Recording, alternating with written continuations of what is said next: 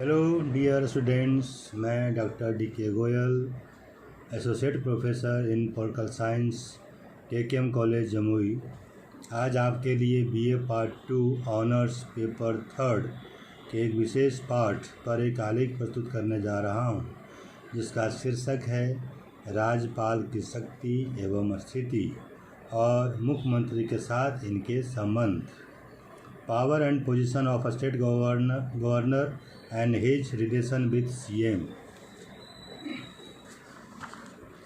राज्यपाल राज्य की कार्यपालिका के शीर्ष पद पर स्थित हैं। राष्ट्रपति की भांति राज्यपाल राज्य की कार्यपालिका का औपचारिक प्रधान होता है।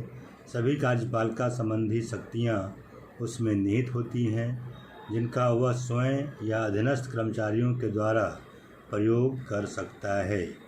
उसको प्रशासन कार्य में सहायता और मंत्रणा देने के लिए मंत्रिपरिषद होती है, जो सामूहिक रूप से राज्य की विधानसभा के प्रति उत्तरदायी होती है।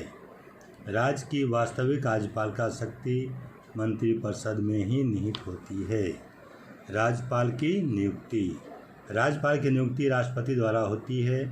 राष्ट्रपति यह नियुक्ति केंद्रीय मंत्रिमंडल की सलाह से एवं संबंधित राज्य के मुख्यमंत्री के परामर्श से करता है। इस तरह राज्यपाल की नियुक्ति पूर्णतया एक राजनीतिक विषय है। आधुनिक समय में यह भी एक परंपरा बन गई है कि राज्यपाल उसी राज्य का निवासी नहीं होना चाहिए। साथ ही एक अस्वस्थ परंपरा यह भी बन रही है कि निर्वाचन में पराजित सत्ताधारी दल के नेताओं को या विवादास्पद नेताओं को राज्यपाल के पद पर नियुक्त कर दिया जाता है। कार्यकाल। राज्यपाल का कार्यकाल 5 वर्षों का होता है, परंतु वह अपने पद पर राष्ट्रपति की इच्छा पर्यंत तक ही बना रह सकता है। राष्ट्रपति चाहे तो राज्यपाल को इस अवधि के पूर्व भी हटा सकता है। उदाहरणार्थ, फरवरी 1989 में बिहार के तत्कालीन राज्यपाल श्री गोविंद नारायण सिंह को केंद्रीय इच्छा के आधार पर ही पद त्याग करना पड़ा। राज्यपाल स्वयं भी राष्ट्रपति को त्यागपत्र देकर कार्यकाल की अवधि के पूर्व अपने पद से हट सकते हैं। योग्यताएं। संविधान द्वारा राज्यपाल के पद के लिए निम्न योग्यताएं निर्धारित की गई हैं। उसे भारत का नागरिक होना चाहिए। वह 35 वर्ष की आयु पूरा कर चुका हो। वह संसद या किसी राज्य के विधानमंडल का सदस्य नहीं हो सकता। यदि इनमें से किसी का सदस्य हो तो नियुक्ति के पूर्व उसे इसकी सदस्यता से त्यागपत्र देना होगा, अथवा नियुक्ति होने पर इसकी सदस्यता का अंत हो जाएगा। चौथा, वह भारत सरकार अथवा उसके अधीन किसी राज्य सरकार के अंतर्गत किसी लाभ के पद पर नहीं हो। राज्यपाल अपनी शक्तियों और कर्तव्यों के निमित्त पालन के किए गए किसी भी कार्य के लिए किसी भी न्यायालय के प्रति उत्तरदायी नहीं है। उसके कार्यकाल में उस पर फौजदारी मुकदमा नहीं चलाया जा सकता। दीवानी मुकदमा चलाने के लिए 2 माह की नोटिस देना आवश्यक है। पद ग्रहण के पूर्व प्रत्येक राज्यपाल को उच्च न्यायालय के मुख्य न्यायाधीश के सम्मुख अपने पद की शपथ लेनी पड़ती है। राज्यपाल की शक्तियां और कार्य। सामान्य काल में राज्यपाल की निम्नलिखित शक्तियां एवं कार्य हैं। पहला, प्रशासनिक शक्ति। राज्यपाल राज्य की समस्त कार्यपालिका सत्ता का स्वामी होता है। वह इस सत्ता को प्रयोग या तो स्वयं या अपने अधीनस्थ अधिकारियों द्वारा करता है। वैसे समस्त प्रशासकीय कार्य उसी के नाम से किए जाते हैं। राज्यपाल मुख्यमंत्री की नियुक्ति करता है तथा उसके परामर्श से अन्य मंत्रियों की नियुक्ति करता है।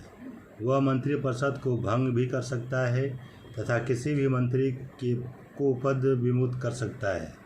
राज्यपाल राज्य के समस्त उच्च पदाधिकारियों की नियुक्ति करता है। इनमें राज्य का महाधिवक्ता, लोकसभा आयोग का अध्यक्ष व सदस्यगण आदि प्रमुख हैं। राज्य के उच्च न्यायालय के न्यायाधीशों की नियुक्ति में भी राज्यपाल सलाह देता है। राज्यपाल मुख्यमंत्री से राज्य के प्रशासन के बारे में कोई भी आवश्यक सूचना मांग सकता है। वह राज्य की स्थिति के बारे में हर 6 महीने में राष्ट्रपति को प्रतिवेदन भेजता रहता है। वह राज्य के विश्वविद्यालयों के कुलपति के रूप में कार्य करता है।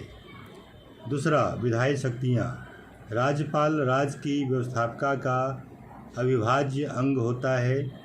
राज्यपाल विधानसभा का अधिवेशन बुलाता है, स्थगित करता है तथा उसे भंग भी करता है। राज्यपाल की स्वीकृति के बिना कोई विधेयक कानून नहीं बन सकता। धन विधेयकों पर तो उसे आवश्यक रूप से हस्ताक्षर करने होते हैं, लेकिन वह चाहे तो अतिरिक्त अवित्तीय विधेयक को विधानमंडल वापस भेज सकता है।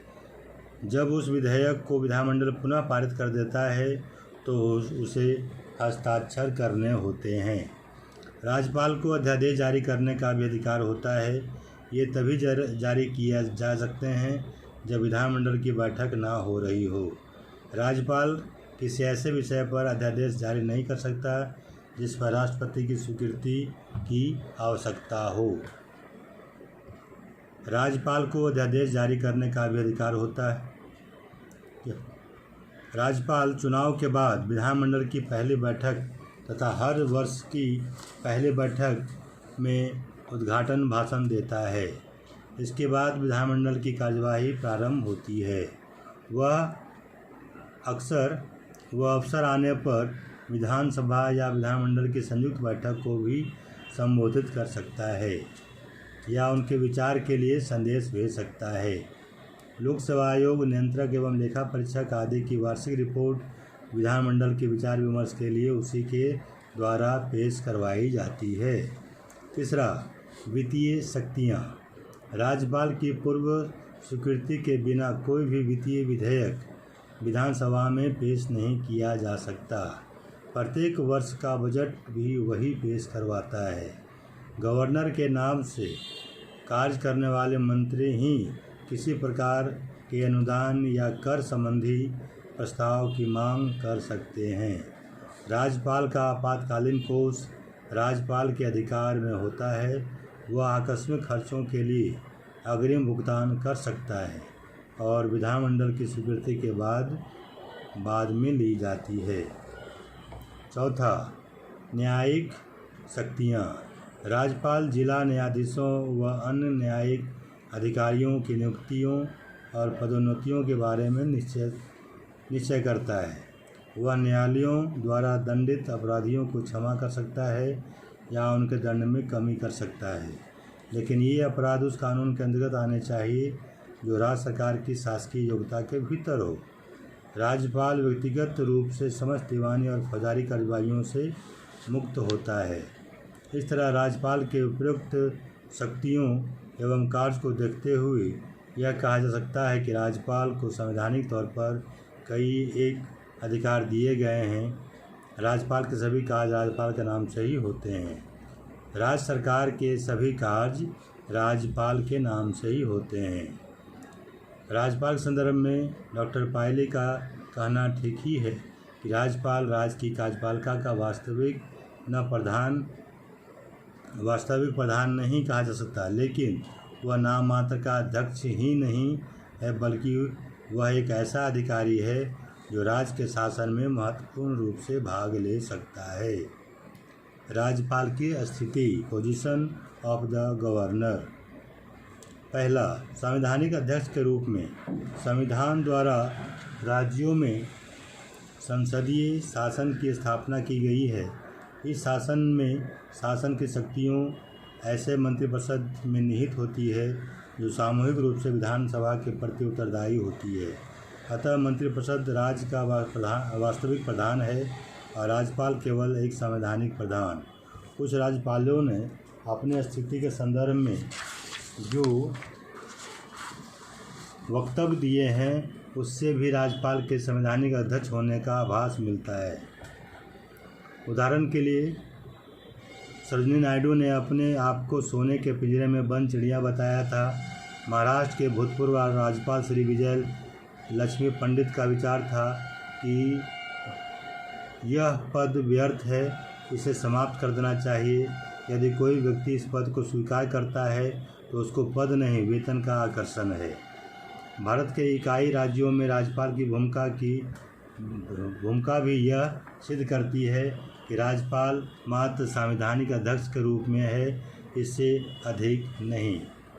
दूसरा, संवैधानिक अध्यक्ष से अधिक। राज्यपाल एक संवैधानिक अध्यक्ष तो है ही, किंतु व्यवहार में उससे भी अधिक है।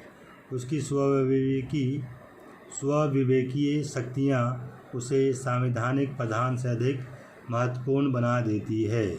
मुख्यमंत्री की नियुक्ति में राज्यपाल को साधारणतः कोई विशेषाधिकार प्राप्त नहीं है, फिर भी कभी कभी वह नियुक्ति पर प्रभाव डाल सकता है। जैसे यदि राज्य विधानसभा के किसी भी दल को स्पष्ट बहुमत नहीं प्राप्त हो अथवा सत्तारूढ़ दल में फूट पड़ गई हो, तो राज्यपाल मुख्यमंत्री की नियुक्ति में स्वविवेकीय प्रयोग कर सकता है। मंत्रिमंडल को भंग करने के संबंध में भी राज्यपाल को स्वविवेक से कार्य का अधिकार है। संविधान के अनुसार जब तक मंत्रिमंडल को विधानसभा का विश्वास प्राप्त है तब तक राज्यपाल उससे पदच्युत नहीं कर सकता, किंतु यदि उसे विश्वास हो जाए कि मंत्रिमंडल का विधानसभा में बहुमत समाप्त हो गया है तो उसे शीघ्र ही पदच्युत कर सकता है। अगर राज्यपाल यह महसूस करता हो कि राज्य में संवैधानिक यंत्र विफल हो गया है तो ऐसी स्थिति में वह राष्ट्रपति को संकटकालीन स्थिति लागू करने का परामर्श दे सकता है। केरल, बिहार, उत्तर प्रदेश, पश्चिम बंगाल, त्रिपुरा, तमिलनाडु, पंजाब, कर्नाटक आदि राज्यों में राज्यपाल की सिफारिश पर ही राष्ट्रपति शासन लागू किया गया था। राष्ट्रपति का शासन लागू होने पर राज्यपाल की भूमिका पूर्ण रूप में केंद्रीय प्रतिनिधि के रूप में हो जाती है। इस प्रकार कहा जा सकता है कि राज्यपाल सामान्य तथा विशेष दोनों ही परिस्थिति में एक सीमा तक स्वविवेक का प्रयोग कर सकता है। मुख्यमंत्री से राज्यपाल के संबंध मुख्यमंत्री मंत्रिपरिषद और राज्यपाल के बीच की कड़ी है। संविधान के अनुच्छेद 167 के अनुसार राज्य के मुख्यमंत्री का कर्तव्य है कि राज्य के प्रशासन से संबंधित मंत्रिपरिषद के सभी निर्णयों और व्यवस्थापन के प्रस्तावों की सूचना राज्यपाल को दे। मंत्रिपरिषद द्वारा एक बार निर्णय लेने पर सामान्यतः राज्यपाल उसे स्वीकार करने के लिए बाध्य होता है, किंतु कतिपय परिस्थितियों में राज्यपाल मंत्रिपरिषद के बिना ही कार्य कर सकता है। यह भी परंपरा स्थापित हो गई है कि राज्यपालों की नियुक्ति करते समय संबंधित राज्य के मुख्यमंत्री से परामर्श किया जाए। चतुर्थ जन निर्वाचन से पूर्व इस परंपरा का पालन हुआ था, किंतु संविध सरकारों के मुख्यमंत्रियों ने यह आरोप लगाया था कि इनके राज्य में राज्यपाल की नियुक्ति करते समय उनसे परामर्श नहीं किया गया। बिहार में श्री नित्यानंद कानूनगो की नियुक्ति के समय मुख्यमंत्री श्री महामाया प्रसाद से एवं उत्तर प्रदेश में डॉक्टर बी गोपाल रेड्डी की राज्यपाल पद पर नियुक्ति के समय मुख्यमंत्री श्री चरण सिंह से परामर्श नहीं लिया गया। 1991 में डॉक्टर चिन्ना रेड्डी को राजस्थान का राज्यपाल नियुक्त करते समय मुख्यमंत्री शेखावत से परामर्श नहीं किया गया। अक्टूबर 1983 में पश्चिम बंगाल के राज्यपाल वी.डी. पांडे का पंजाब में स्थानांतरण कर दिया गया। पश्चिम बंगाल के मुख्यमंत्री ज्योति बसु भी श्रीनगर में थे और केंद्रीय गृह मंत्री प्रकाश चंद्र सेठी ने टेलीफोन से बसु को इस निर्णय की सूचना दी। मुख्यमंत्री बसु ने उनके राज्य के राज्यपाल को स्थानांतरण एवं नए राज्यपाल की नियुक्ति के पूर्व उनसे परामर्श न किए जाने का समान शिष्टाचार के अपालन की शिकायत की थी। अतः यह कहा जा सकता है कि केंद्र द्वारा ऐसे व्यक्तियों को राज्यपाल नियुक्त करने से जो कि राज्य के मंत्रिपरिषद की इच्छा के नहीं होते, ये मतभेद सामने आते रहे हैं। अतः केंद्र को ऐसी परिस्थितियों में सोच समझकर राज्यपालों की नियुक्ति करनी चाहिए, जिससे राज्यपालों तथा मंत्रिपरिषद के संबंध उचित और मधुर बने रहें और राज्यपालों की प्रतिष्ठा को ठेस न पहुँचे। धन्यवाद।